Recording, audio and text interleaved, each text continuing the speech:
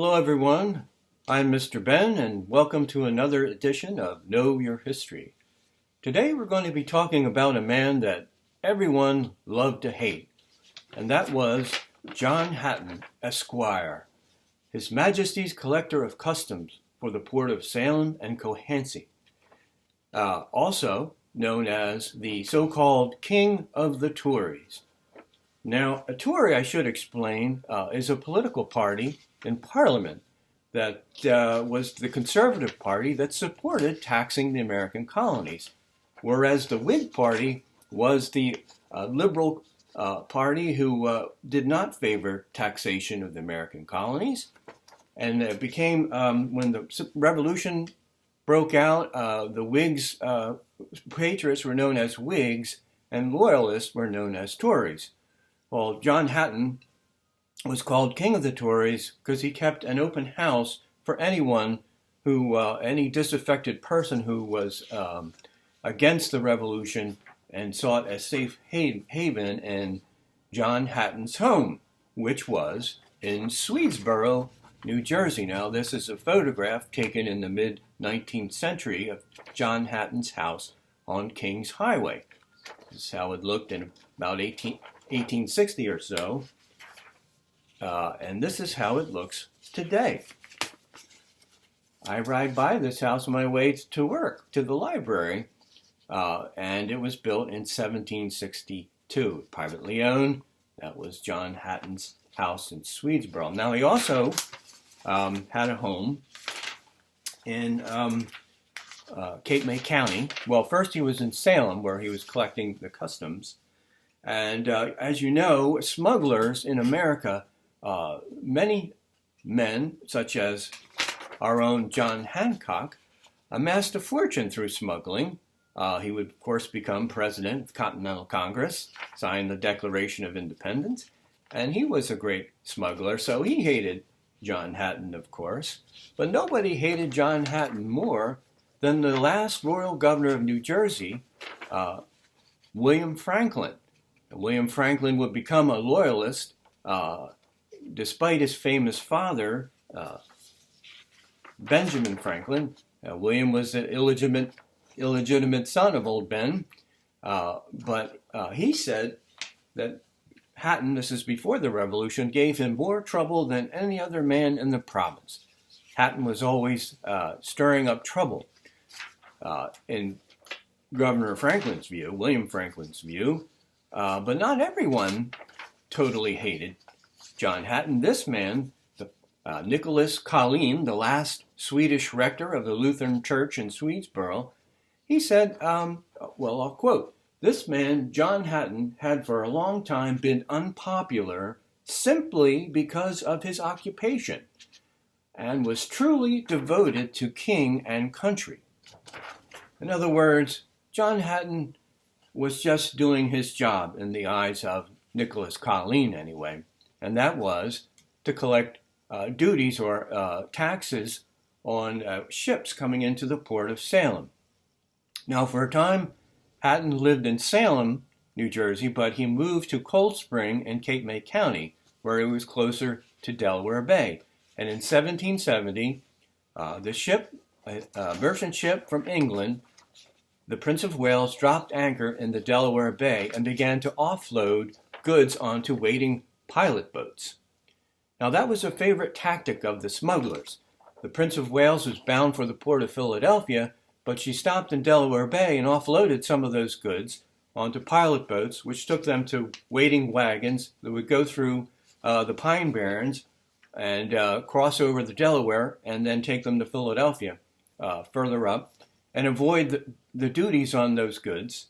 And then Prince of Wales would sail into Philadelphia and only pay the taxes on what was in the hold of the ship. Now, when John Hatton realized what was going on with the Prince of Wales, he hired some men in another boat, and he took a boat, and in his boat was his son, John Hatton Jr., who was about 15 years old at the time, and his slave, Ned. And they rowed out to the Prince of Wales, but the sailors manned the taffrail with their swivel guns, muskets, and cannon and said, "Back off." And they said a lot of other things, which I won't repeat.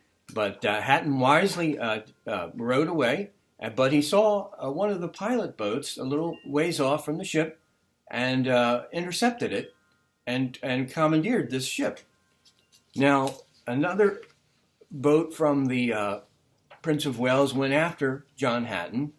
His men that he had hired, Hatton's men that he had hired to go with him, they took off. And it was just Hatton, his son, and Ned fighting the sailors from the boat that pulled alongside. And as Hatton says, they started to scuffle. Well, and Hatton said, we were doing okay until my slave got knocked down, Ned. And then they were roughed up and taken ashore. Hatton was, several items were stolen from him, $4, his rifle barrel pistol, and his shoe buckles, of all things, were stolen from Hatton. Now, he went to the sheriff to complain, and instead of the sheriff and the magistrates going after the smugglers and the sailors who had roughed him up, they arrested Hatton for attempted theft of the pilot boat. And they arrested Ned, Hatton's slave. Now, Hatton bailed himself out, but they wouldn't let Ned go, even though Hatton tried to pay post bond for Ned. They left Ned in prison for a time, and even though he had been wounded, and Hatton said there were pieces of bone coming out of his skull. Well, Hatton went home. He sent his son with a letter. He wrote a letter to the Deputy Collector of Customs, a man by the name of John Swift at the port of Philadelphia.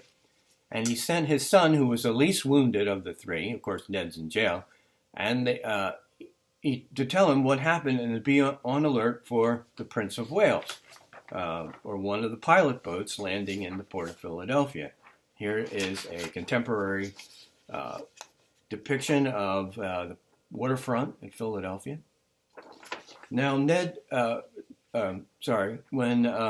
John Hatton Jr. delivered the letter to John Swift, Swift said, well, go to the waterfront and see if you can identify the boat and get back to me. So John Hatton Jr. goes to the waterfront. He spies the Prince of Wales, and several sailors see him. And they grab him because they recognize him from their recent scuffle in Delaware Bay, and they tear off his clothes. They pour hot tar over his body and apply a coat of feathers. The practice of tarring and feathering, which this is a political cartoon that was published in England of a taxman being tarred and feathered by the Patriots. Seem to be enjoying it. Not only that, but they dragged Hatton through the streets. They tied a rope about his middle, dragged him through the streets where people threw sticks and stones and so forth at him. He was locked in the pillory, or the stocks, for a time.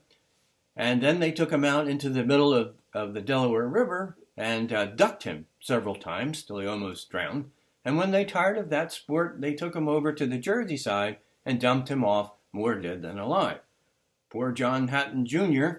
Was rescued by a Good Samaritan and taken to a tavern in Cooper's Ferry. Cooper's Ferry is now called Camden.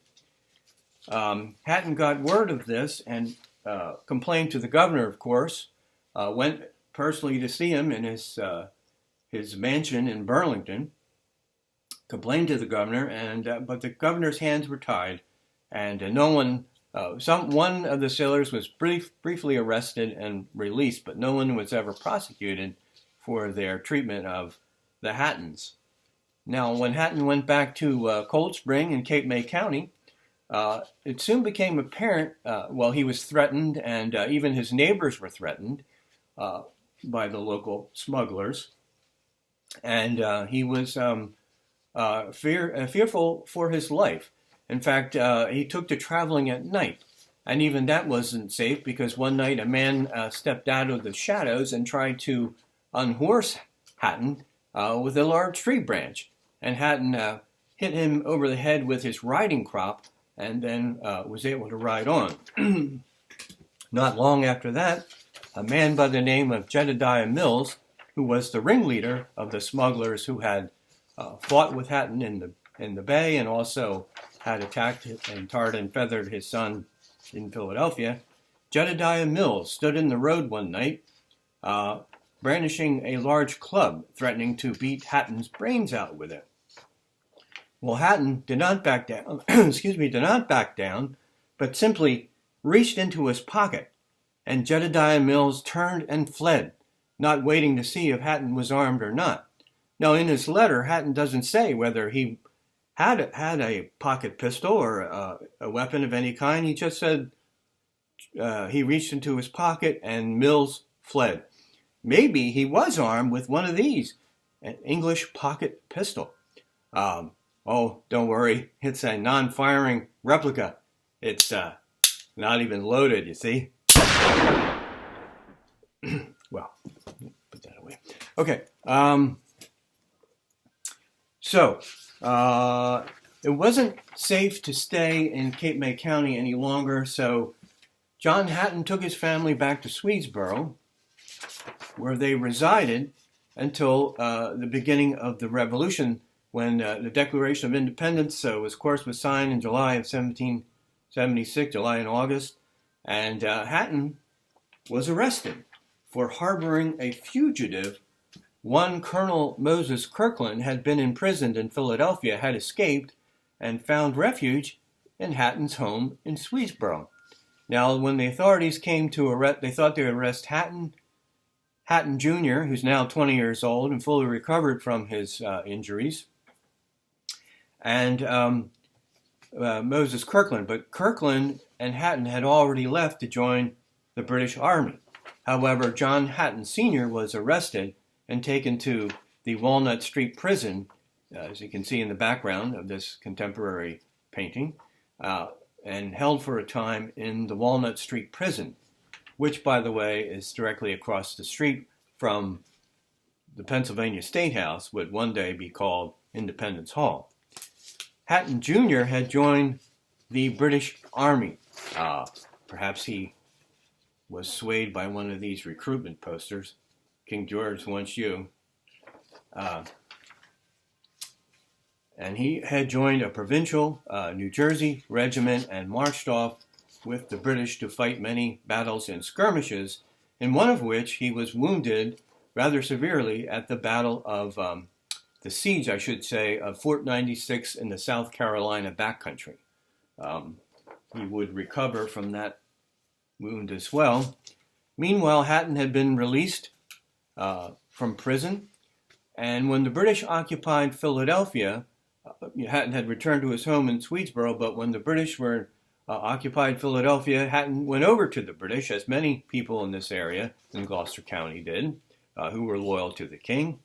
And when the British evacuated Philadelphia, he went with him and ended up in New York, which was the headquarters of the British Army during the Revolution, and stayed in New York until the conclusion of the Revolution, and the British left for good in 1783. Hatton went with them back to England, where he had been born, and lived out his days on a government pension.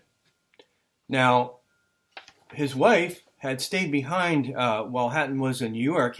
She had stayed behind at their home in Swedesboro, but she was very ill.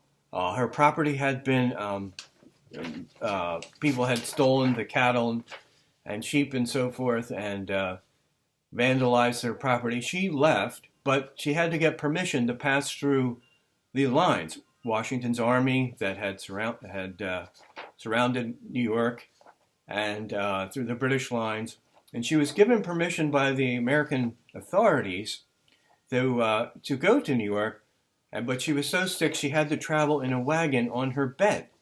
And they allowed her to go to be with her husband in New York on the provision that she returned the bed when she got through the American line. So the driver they took the bed back, but she was able to join John Hatton in New York. So Mr. and Mrs. Hatton were reunited there, but then they left for England. Had Hatton stayed or attempted to go back to his property, as some loyalists did after the Revolution, he may have ended up swinging from a tree. But that didn't happen, and many loyalists had to flee their homes and go to either Canada, Great Britain, or the Caribbean, to British holdings in the Caribbean. Now, an historian, one Frank Stewart of the 20th century, he once wrote, somebody should write a book about John Hatton, because all the things that he did and happened to him. Well, lo and behold, somebody did. It's called The King of the Tories, and it details John Hatton's life and the American Revolution in Swedesboro and Woolwich Township, New Jersey. And you could check this out at your local library. I hear it's pretty good. Okay, well, that's all I have time for, and I hope you enjoyed this segment of Know Your History, and please tune in next time. And we'll see you then. Farewell.